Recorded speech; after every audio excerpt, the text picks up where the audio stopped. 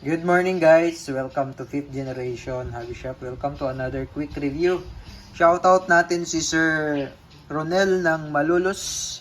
And this is the WE Glock 35 4 series. And this is the 4 series Glock 35. Black slide, black frame, silver barrel. By WE, made in Taiwan, gas blowback, airsoft pistol.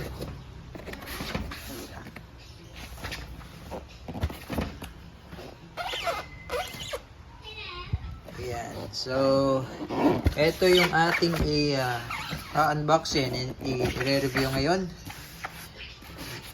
Shoutout natin si Sir Ronel ng Malolos. Okay, so it comes with meron siyang kasamang pop dyno number 12 standard power, and also comes with 0.23 grams 4,000 shots na plastic BBs or plastic ball.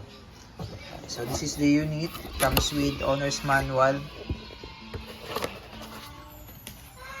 and the magazine is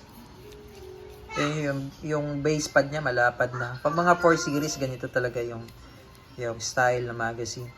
Pero same sila, pwede siyang isalpak sa Generation series o sa G series. So ito ay 24+1 metal magazine yan. And this is the unit.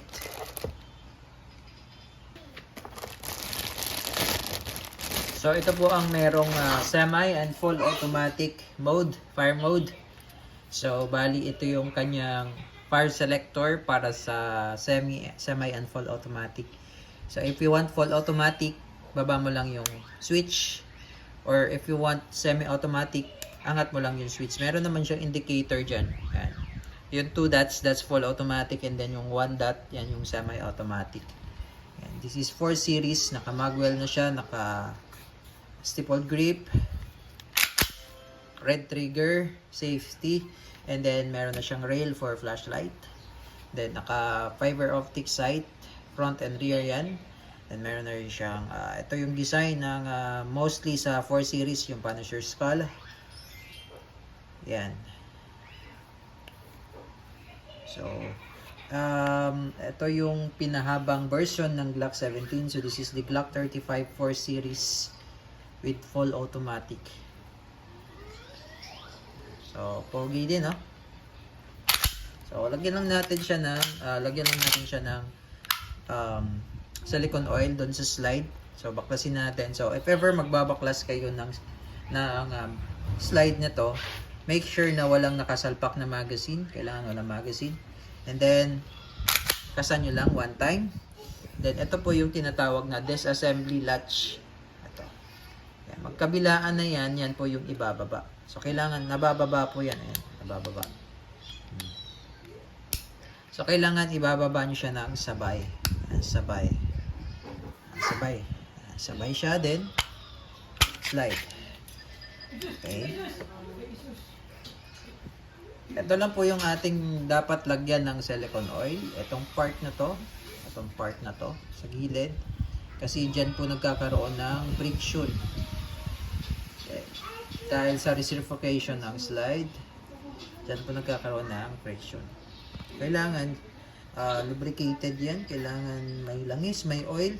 If ever naman na walang silicone oil, pwede po kayong gumamit ng petroleum jelly. Yun, effective din yung petroleum jelly at matagal matuyo.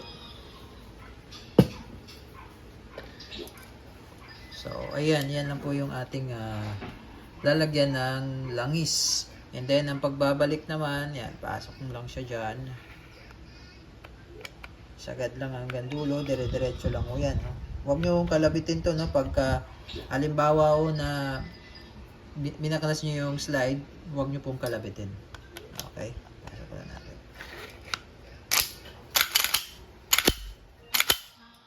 Okay? So, smooth. Glock 35 4 series. Ngayon, load tayo ng gas, bala, then chronograph testing, accuracy testing, and then we're good to go. Okay, load tayo ng bala. ang gamit po natin is the 0.23 grams 4,000 shots. 4,000 shots. 0.23 grams.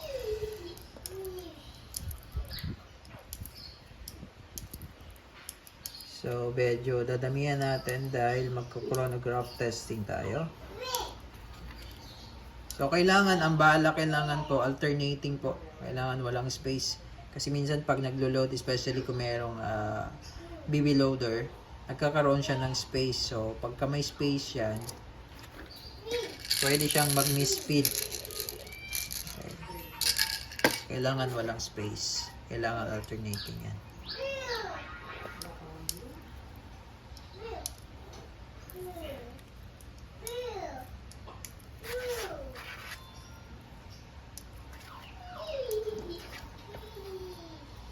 And then, pag mag-load naman kayo ng bala, ay ng gas, kailangan naka-inverted position, upside down, inverted position.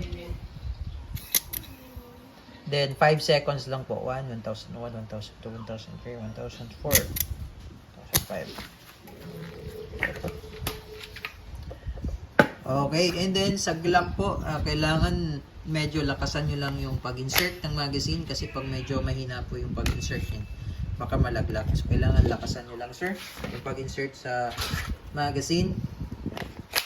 Okay, so testing.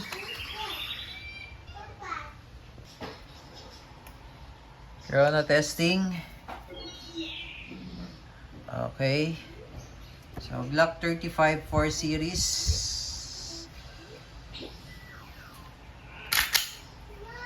Semi-automatic muna. Firing. 341.7. 344.0. 343.0. 346.6. Okay, semi-automatic accuracy test.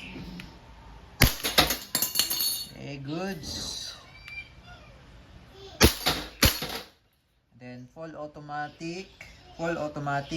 Switch nyo lang yung selector, switch down. Then rapid firing.